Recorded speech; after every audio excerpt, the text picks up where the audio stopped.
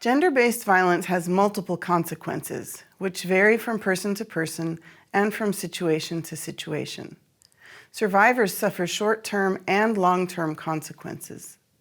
The scale and intensity of the consequences vary, but they are inextricably connected, which explains why survivors can go on to experience personal, professional, and social difficulties. The impact of gender-based violence on the victim's physical and mental health is often the first consequence that comes to mind. It can be difficult for the victim to speak out about the violence. They may blame themselves and experience shame. They may also express or feel anger as a result of their suffering. Their trauma may also lead them to become withdrawn, and it can trigger depression and PTSD, or post-traumatic stress disorder, in the form of stress, anxiety, intrusive thoughts, or even amnesia.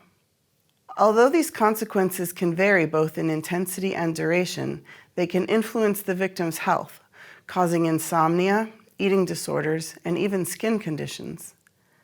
Isolation and withdrawal can affect personal, social, and professional relationships, particularly if the victim cannot count on support and understanding from the people close to them.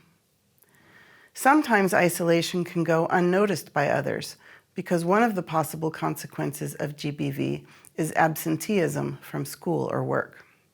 Work and studies can also be negatively impacted. The victim may suffer from problems concentrating, a lack of motivation, or low self-esteem, which all affect their performance at school or work.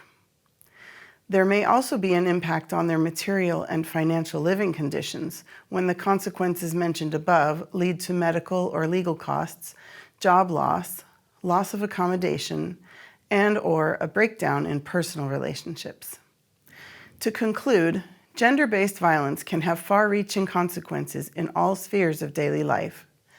Raising awareness and dealing with these consequences is a challenge of major importance for public health and society.